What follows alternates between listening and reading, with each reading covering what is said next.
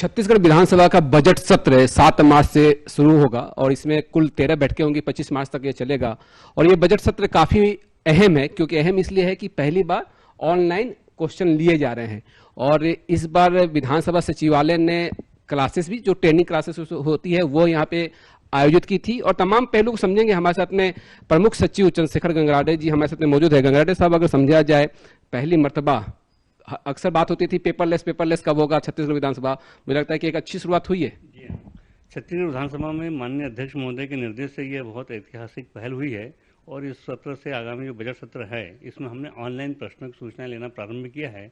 विगत दिनों कोरोना काल में जैसा कि देखा गया था कि माननीय सदस्यों को प्रश्नों की सूचना देने में दिक्कत हो रही थी, इसलिए हमने इसको एक अवसर के रूप में लिया और उसको, इस चुनौती को अवसर के रूप में लिया और हमने ऑनलाइन प्रश्नों की सूचना के लिए एक वेब एप्लीकेशन डेवलप किया और उस वेब एप्लीकेशन के माध्यम से प्रश्नों की सूचनाएं माननीय सदस्यों से आ रही है और माननीय सदस्यों को प्रश्नों की सूचनाएं देने में असुविधा न हो, इसलिए हमने उनके लिए एक स्पेशल ट्रेनिंग कोर्स भी किया और एक डमी सेशन का भी आयोजन किया, जिससे कि वो उसमें एक प्रश्नों की सूचना भेजकर एक प्रैक्टिकल कर लें।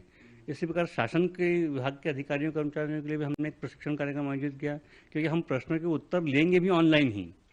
मतलब आप पेपरलेस का, जो आपने जैसा कहा, तो पेपरलेस ही रहेगा पूरा। हालांकि इस बार प्रयोग के तौर पर चूंकि चालू है तो कहीं कोई तकनीकी असुविधा ना हो, इसलिए अभी ऑफलाइन की भी व्यवस्था रखी गई है। लेकिन मैं आपको बताना चाहूँगा कि जो कल तक लगभग 1250 प्रश्न आए हैं, उसमें से 1100 से अधिक प्रश्न, लगभग 1100 से प्रश्न ऑनलाइन आए हैं। तो जो ऑनलाइन प्रश्नों का परसेंटेज बहुत अच्छा है और माननीय विधायकों ने इसमें बहुत रुचि ली है और उनके फीडबैक भी हमारे पास आए हैं कि ये बहुत अच्छी आपने व्यवस्था की है। पहले होता यह था कि फिजिकली आना पड़ता था या किसी को भेजना पड़ता था प्रश्न लेके, और जो विधायक अपने क्षेत्र में है वो वहीं से तकनीकी रूप से जो सक्षम है, चाहे किसी सपोर्ट लेकर, वो प्रश्न लगा दे रहे हैं। बिल्कुल, माननीय सदस्य अपने घर बैठे प्रश्न भेज सकते हैं। उनको यहाँ किसी को आने की जरूरत नहीं है, किसी को जाने की जरूरत नहीं है। इससे पेपर की बचत हो रही है, मैन पावर की भी बचत हो रही है, समय की बचत हो रही है, ईंधन की भी बचत हो रही है और इनडायरेक्टली कहीं ना कहीं पर्यावरण को भी हम बचा रहे हैं, पर्यावरण को भी रक्षा करने में हम प्रयासरत हैं। सवालों का जवाब, जैसे आपने कहा कि सवालों को जवाब भी ऑनलाइन ही दिया जाएगा, कुछ मतलब ये किस तरह से मुमकिन होगा? बिल्कुल, ये जो हमने वेब एप्लीकेशन बनाया है इसमें सब पूरा सिस्टम दिया हुआ है। प्रश्न आएंगे, हम उसके यहाँ हमारा जो इंटरनल वर्किंग करना है वो हम करेंगे और ऑनलाइन ही हम उसी सिस्टम से विभाग को भेजेंगे। विभाग को भी उस ऑनलाइन उसी सिस्टम से हमको उत्तर भेजेगा। यदि विभाग को कुछ प्रश्न को अग्राह्य करना है या कोई विभाग को ट्रांसफर करना है या कुछ भी इंटरनल जो वर्किंग होती है वो भी ऑनलाइन ही आएगी। और ये प्रश्न जब उत्तर हमको ऑनलाइन आ जाएगा तो हम छपने के लिए भी ऑनलाइन ही भेजेंगे। तो हमको जो यहाँ पर एक प्रश्न सूची बनाना पड़ता था और गवर्नमेंट प्रेस को उसको जो कंपोज करना पड़ता था, वो सब उनका भी टाइम बचेगा। अब वो जैसे ही हम ऑनलाइन उनको भेजेंगे, वो एक दिन बाद हमको टोटल एकदम बाइंड करके दे देंगे फोटो प्रिंट का। प्रश्नावली छप के आएगी, उनको कंपोज करने की जरूरत नहीं रहेगी। हम अपने सिस्टम से ऑनलाइन यहाँ से ईमेल से भेज देंगे। वो हमको जो गाड़ी भेजना पड़ता था राजनांदगांव एक छपने के लिए, रात को 12 बजे तक आदमी वहाँ उनका गवर्नमेंट प्रेस में तैनात रहता था कि विधानसभा से प्रश्नोत्तर सूची आएगी तो लेके जाएगा आदमी, वो सब बचेगा और वहाँ से केवल छप के दूसरे दिन हमको मिल जाए करेगी। तो क्या कुछ लैपटॉप वगैरह भी रहेगा सदस्यों के पास में, या वो कुछ एक्सेस कर सकते हैं प्रश्नों के जवाब? वो प्रश्नों के जवाब उनको, जो सभी के पास आजकल सिस्टम रहता ही है, कहीं ना कहीं या तो मोबाइल में रहता है या लैपटॉप रहता है या डेस्कटॉप रहता है, तो वो उनको प्रश्न का जो उत्तर आता है एक दिन पहले हम जो उनको मुद्रित करके भेजते हैं तो उसको कई बार उनको मिल नहीं पाता है। हम अब उनको उनके वेब एप्लीकेशन में वो उत्तर एक दिन पहले देख सकते हैं कि मेरे प्रश्न का क्या उत्तर है, घर बैठे वो उत्तर देख लेंगे। नहीं तो वो किसी को भेजेंगे, यहाँ पर प्रश्न सूची मंगवाएंगे, फिर वो देखेंगे। तो इसमें बहुत बचत हो रही है। तो ये सभी प्रश्नों के लिए, तारांकित अतारांकित प्रश्नों के लिए, सभी तारांकित अतारांकित सभी के लिए। और ये हमारा ये प्रयोग सफल रहा तो अध्यक्ष महोदय के आदेश से आगे भी इसको और कंटिन्यू किया जाएगा जो भी इसमें। और जैसे प्रश्न काल होता है तो प्रश्न काल में जब प्रश्न 1-2 नंबर से पूछे जाते हैं तो ये भी ऑनलाइन ही रहेंगे। और प्रश्न तो जिस सीक्वेंस में आते हैं, जो सीक्वेंस हम बाद में तय करते हैं लॉटरी के माध्यम से, उसी लॉटरी के माध्यम से फिर सीक्वेंस उसका तय किया जाएगा। और इस बार स्थगन प्रस्ताव का भी क्या कुछ रखा गया कि ऑनलाइन की वो नहीं, वो अभी वो स्थगन ध्यानाकर्षण का भी नहीं। ये सब हमारा ये प्रथम चरण जब सक्सेसफुल हो जाएगा तब आगे फिर विचार किया जाएगा। अध्यक्ष महोदय ये सब निर्देश देंगे।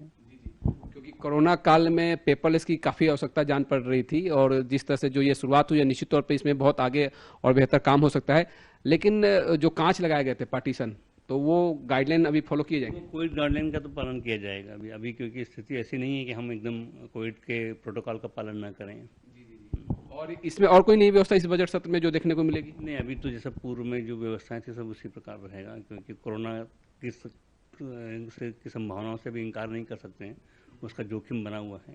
लेकिन एक चीज मैं समझना चाहूंगा, क्योंकि पहली बार ऑनलाइन प्रश्न लिए जा रहे हैं और विधायकों में उत्साह भी रहा होगा कि ऑनलाइन है, तो उत्सुकता भी रहेगी किस तरह का ऑनलाइन दिया जा रहा है, तो क्या प्रश्नों की संख्या बढ़ी है अभी तक मौजूदा समय में? अगर देखा ये प्रश्न संख्या तो बड़ी है, और लेकिन जब इसकी अंतिम तिथि जो प्रश्नों की प्रश्न सूचना प्राप्त करने की तिथि है वो अभी शेष है, उस समय तक देखा जाएगा कि कितने प्रश्न ऑन एन एवरेज कितने प्रश्न आए, पिछली बार कितने पर सिटिंग कितने क्वेश्चन आए थे, इस बार कितने आए। तो ये तो सही है कि चूंकि उनको घर बैठे ही भेजना है तो टाइमली भेज लेते हैं, नहीं तो कई बार क्या होता था कि यदि तिथि प्रश्नों की सूचना जमा करने की डेट यदि निकल गई तो फिर वो हम यहाँ लेते नहीं थे, तो वो उनके माइनस हो जाते थे। अब तो उनको पता है घर बैठे भेज देते हैं, तो वो निश्चित रूप से संख्या तो बढ़ेगी। और मुझे लगता है कि जो विधानसभा में प्रश्न लगाए जाते हैं वो उनके क्षेत्रों से संबंधित समस्याएं होती है, जिस पर वो चाहते हैं कि इस पर जवाब जल्द आ जाए, और जब ऑनलाइन लगाएंगे और जागरूकता भी बढ़ी है तो अधिक से अधिक मुझे लगता है कि मुद्दे भी निकल के सामने। बिल्कुल बिल्कुल स्वाभाविक है, क्योंकि जब इसका पूरा लाभ वो लोग ले रहे हैं, वो ये जो सुविधा है ये खासतौर से विधायकों के लिए बनाई गई है, क्योंकि उन्हीं को सबसे ज़्यादा दिक्कत होती थी प्रश्न सूचना जमा करने में, तो निश्चित रूप से ये विधायकों के लिए बहुत लाभप्रद है और उसका पूरा उपयोग कर रहे हैं। क्योंकि माननीय सदस्यों से जब हमारी बात होती थी तो बोलते थे कि अरे एक प्रश्न लग गया, एक छूट गया, तो ऑनलाइन में यह है कि जैसे आया तो फिर तुरंत एक लगा लिए। बिल्कुल बिल्कुल, अब तो उनको पता है। कई बार क्या होता था कि जब पहले ये होता था कि उनको 4 क्वेश्चन जैसे एक दिन में लगाना होता था, तो वो 4 से 5 दे देते थे या 4 से कम देते थे, तो उनके लैप्स हो जाता था। अब तो उनको सिस्टम में पता चल जाएगा कि मेरे 4 क्वेश्चन लगाना है तो मुझे 2 और लगाना है, या 5वां क्वेश्चन लगाएंगे तो उनको अब नहीं लगाना है। इसके अलावा कई बार क्या होता था कि पूरा पहले ये होता था कि माननीय सदस्यों की जानकारी में नहीं रहता तो क्वेश्चन रिपीट भी कर देते थे। अब तो उनके सिस्टम में रहेगा, वो चेक कर सकते हैं कि इस टाइप का क्वेश्चन हमने पहले दिया तो नहीं है, तो वो सिस्टम का पूरा फायदा ये रहेगा कि क्वेश्चन भी रिपीट नहीं होंगे और जितनी लिमिट है उनका उसका पूरा उपयोग कर पाएंगे। क्योंकि हमने देखा कि छत्तीसगढ़ विधानसभा के जो भी सत्र कोरोना काल में भी चले, क्योंकि लोकसभा स्थगित भी हो गए थे, और इस बीच में पेपरलेस की अगर बात की जाए तो ऐसी व्यवस्था अन्य राज्यों में है क्या? अब ये इसका हमने ऐसा तो कोई स्टडी नहीं करवाई है, लेकिन हमने ये प्रक्रिया जरूर प्रारंभ की है, और इसके पहले मध्य प्रदेश विधानसभा में जरूर ये प्रारंभ हो चुका है। उन्होंने वहाँ ऑनलाइन क्वेश्चन ले रहे हैं, लेकिन अन्य राज्यों की मुझे जानकारी नहीं है। हमने तो अपना स्वयं अपने तरीके का नयापन होगा, हमने अपना खुद का नवाचार कह सकते हैं कि किया है माननीय अध्यक्ष महोदय के निर्देश में। तो सरकार का जो गढ़बो नवा छत्तीसगढ़, तो गढ़बो नवा छत्तीसगढ़ के तर्ज पे विधानसभा ने भी एक नया एक आयाम यहाँ पे स्थापित किया है। मुझे लगता है चलते चलते कुछ अहम बातें और आप जो रखना चाहे, जो लगे कि हाँ ये एक शुरुआत हुई है, तो एक नए क्लेवर में छत्तीसगढ़ विधानसभा ने। बिल्कुल, ये जो शुरुआत हुई है ये बहुत ऐतिहासिक और एक माइलस्टोन साबित होगा आगे चलकर, क्योंकि ये जो ऑनलाइन प्रश्नों को लेना और उससे जो सुविधाएं होगी, जो बचत होगा, जो फायदा होगा, उसकी तो अभी हम कुछ गणना नहीं कर सकते, लेकिन इसका बहुत दूरगामी परिणाम होंगे, और छत्तीसगढ़ के लिए भी और विधानसभा के लिए भी और प्रकृति के लिए भी बहुत उल्लेखनीय इससे फायदा होगा। मुझे लगता है कि अधिक से अधिक प्रश्न भी आएंगे कि ये प्रश्न छूट गया, क्या होता है कि बार बार भेज नहीं सकते सचिवालय को, अब बैठे बैठे ऑनलाइन ही सबमिट। हाँ, तो इसीलिए उनको घर बैठे करना है, तो उनकी सब समस्याएं बच जाएगी, तो अपने आप ही प्रश्नों का रिपीटेशन नहीं होगा, जैसे मैंने बताया। और भी तो कुल मिला के टाइम का भी अच्छा खासा बचत है, और समस्याएं जो विधायक उठाना चाह रहे हैं, मुद्दों को उठाना चाह रहे हैं, वो अधिक से अधिक निकल के सामने आएगा, और उसका जवाब भी मिलेगा, ऑनलाइन ही जवाब भी वो एक्सेस कर पाएंगे। तो एक बहुत अच्छी और बहुत एक ऐतिहासिक शुरुआत यहाँ पे छत्तीसगढ़ विधानसभा में हुई है। तमाम चर्चा के लिए मैं चंद्रशेखर गंगराड़े जी का बहुत बहुत धन्यवाद करना चाहूंगा। साधना न्यूज़ पे खबरों का सिलसिला जारी रहेगा। Back to studio.